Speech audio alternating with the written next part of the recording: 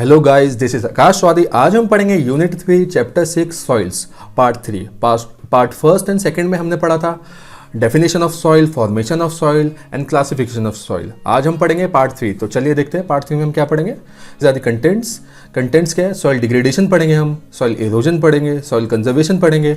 तो सबसे पहले हम पढ़ेंगे सॉइल डिग्रेडेशन। अब सॉइल डिग्रेडेशन क्या होता है? जब भी सॉइल की न्यूट्रिशनल स्टेटस या उसकी फर्टिलिटी डिक्लाइंस होना स्टार्ट हो तो इसका मतलब क्या होता है? सॉइल डिग्रेड हो रही है। तो बेसिकली ये दो रीजन की वजह से होती है, या तो सॉइल पॉल्यूशन या सॉइल इरोजन या सॉइल का मिसयूज।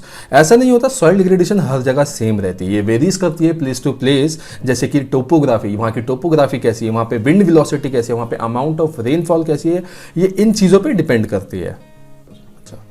Soil erosion. अब सॉइल इरोजन क्या होती है? Soil erosion is the displacement of the upper most layer of the soil.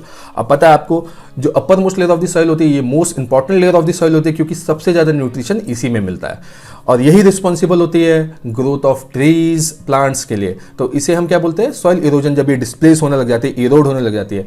अब ये इरोड होती है, इसके इरोड होने के पीछे थोड़े एजेंट्स होते हैं। वो एजेंट्स क्या होते हैं? जैसे कि वाटर, एयर, एनिमल्स, ये ह्यूमंस, ये सारे एजेंट्स होते हैं सॉइल इरोजन्स के। Reason for the soil erosion. अब रीजन क्या है सॉइल इरोजन के? बेसिकली दो रीजन है, हमने दो पार्ट में से डिवाइड करा है। एक है नेचुरल, एक है ह्यूमन फैक्टर्स। तो हम देख लेते हैं ह्यूमन फैक्टर्स, नेचुरल फैक्टर्स क्या है। अब ह्यूमन फैक्टर्स क्या है? जैसे कि आप देख रहे हो पॉपुलेशन डे बाय डे बढ़ रही है, तो डे बाय डे पॉपुलेशन बढ़ रही है तो हमारी डिमांड ऑफ लैंड भी बढ़ेगी। डिमांड ऑफ लैंड बढ़ेगी, सेटलमेंट बढ़ेगा, हमारा कल्टीवेशन, हमें कल्टीवेशन के लिए लैंड चाहिए होगी, ग्रेजिंग एनिमल्स के लिए ग्रेजिंग ग्राउंड चाहिए होंगे। तो ये सारी नीड्स है। तो इससे हमारा क्या होगा? Forest and natural vegetation removed होती जा रही है और यही रीजन है सॉइल इरोजन भी बढ़ता जा रहा है। तो ऐसी हमारा जो दूसरा रीजन है वो नेचुरल रीजन है। नेचुरल रीजन भी हमने दो फर्दर पार्ट में डिवाइड करा है। एक है इसका विंड इरोजन और एक है वाटर इरोजन। विंड इरोजन कहाँ पे ज़्यादा प्रोमिनेंट होती है? विंड इरोजन एरिड और सेमी एरिड एरियाज में बहुत ज़्यादा प्रोमिनेंट होती है, क्योंकि वहाँ पे आपको पता है, क्योंकि वहाँ पे जो मिट्टी होती है वो सूखी मिट्टी होती है और विंड उसको ईजिली अपने साथ ले जा लेती है रैदर देन वेट सॉइल को। तो इसलिए विंड इरोजन एरिड और सेमी एरिड में ज़्यादा प्रोमिनेंट होती है। और वाटर इरोजन आपको पता है कहाँ पे होगा? जो वी शेप वैलीज होगी, जहाँ पे हैवी रेनफॉल या स्टीप स्लोप्स होंगे, वहाँ पे ज़्यादा क्या होगा? वाटर इरोजन होगा। अब वाटर इरोजन भी हमने फर्दर टू पार्ट्स में डिवाइड करा है। एक हम बोलते हैं शीट इरोजन और दूसरा है गली इरोजन। तो देख लेते हैं क्या क्या है।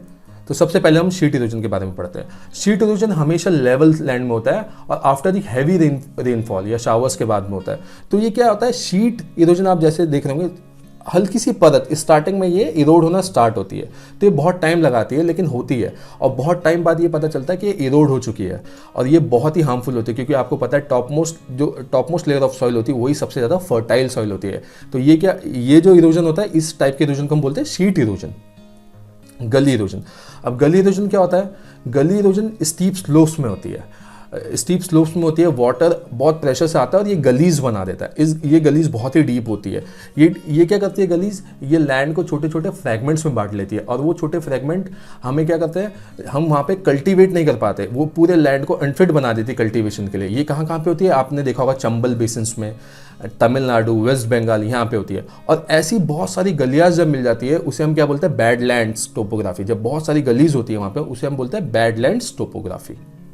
अब कॉजेज देख लेते हैं। अब जैसे कि आपको पिक्चर से दिख ही रहा होगा, कॉजेज सबसे बड़ा कॉज तो डिफॉरेस्टेशन है। डिफॉरेस्टेशन का मतलब क्या है? पेड़ों का कटान। जब हम फॉरेस्ट का कटान कर लेते हैं तो इससे सॉइल इरोजन होता है। अब इससे कैसे सॉइल इरोजन होता है? आपको पता होगा, जो हमारे ट्रीज है और इसकी रूट्स जो है, इसकी रूट्स बहुत इंपॉर्टेंट है। ये क्या करती है? हमें सॉइल को ग्रैब कर देती है। जैसे हम पेड़ को काटना स्टार्ट करते हैं तो वो उस सॉइल को लूज कर देती है और वो सॉइल इरोड हो जाती है। तो हमारे डिफॉरेस्टेशन एक बहुत बड़ा कॉज है सॉइल इरोजन के लिए।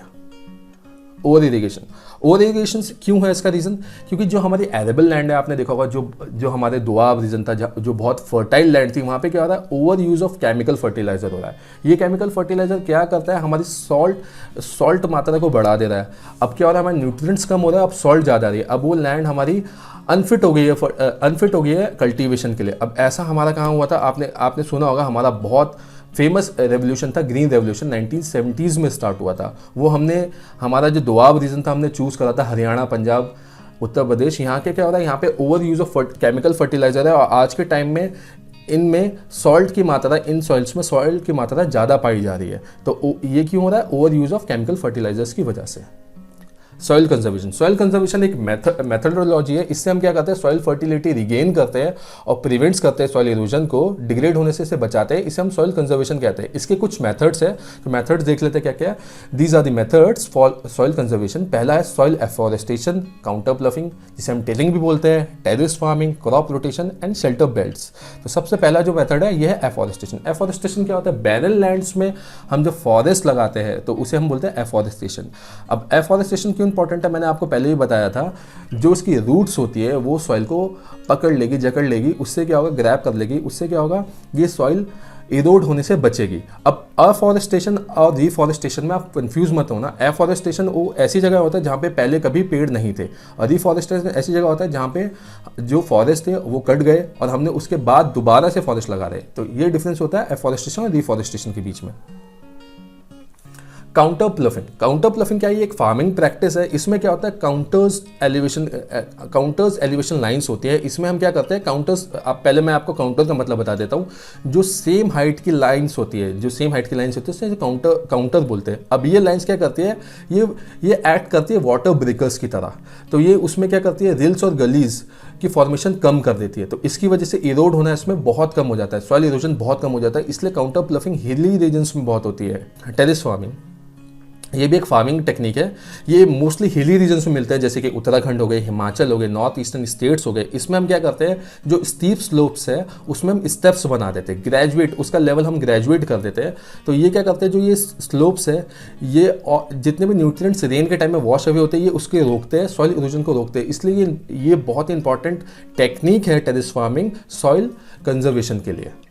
क्रॉप रोटेशन क्या है, इसमें हम वेरियस टाइप्स ऑफ क्रॉप्स एक ही फील्ड में उगाते हैं अलग अलग टाइम में।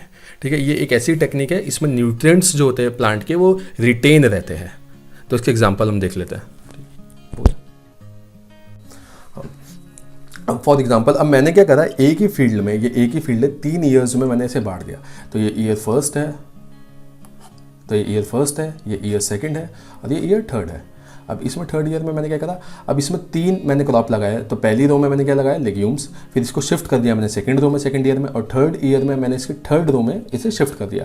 अब इसमें क्या होता है, लेग्यूम्स की एक प्रॉपर्टी होती है, ये नाइट्रोजन फिक्सेशन करता है। उस by the help of nitrogen fixation, इससे क्या होता है, सॉइल की फर्टिलिटी रिगेन होती है, सॉइल के न्यूट्रिएंट्स रिगेन होते हैं। तो ये इसने क्या करा, पहली रो में सॉइल की फर्टिलिटी इसने बढ़ा दी, तो ये सॉइल अच्छी कर दी। तो इसके बाद इस टमाटो ने इसे यूज़ कर लिया। ठीक है, फिर इसने जब ये सेकंड रो में आया, इस वाले ईयर में ये सेकंड रो में आया, इसने इसकी फर्टिलिटी बढ़ा दी इस वाली रो की, तो इसमें इसने कैरेट ने यूज़ कर लिया। तो यही इसको क्रॉप रोटेशन बोलते हैं इसी, और ये बहुत ही इंपॉर्टेंट होती है सॉइल कंजर्वेशन के लिए। तो ठीक है, लास्ट हमारा शेल्टर बेल्ट्स में हम क्या करते हैं, फील्ड के चारों तरफ हम प्लांट्स लगा देते हैं। अब ये जो प्लांट होते हैं, ये ट्रीज क्या हेल्प करते हैं, जब फियर्स वेदर होता है, बहुत तेज़ हवाएं चल रही होगी, तो ये उसे सॉइल इरोड होने से बचाते हैं। साथ ही अंदर जब वाटर इरोजन की वजह से जब हमारा फील्ड ओवर फ्लडेड हो जाता है और वो सॉइल अपने साथ ले जाता है, तो ये ट्रीज तभी भी हेल्प करते हैं। तो ये बाहर से भी हेल्प करते हैं और अंदर से भी हेल्प करते हैं। तो ये शेल्टर बेल्ट्स की तरह एक्ट करते हैं, एयर ब्रेकर्स की तरह एक्ट करते हैं। तो ये हमारा लास्ट है शेल्टर बेल्ट्स। आई होप आपको ये लेक्चर अच्छा लगा होगा। Thank you.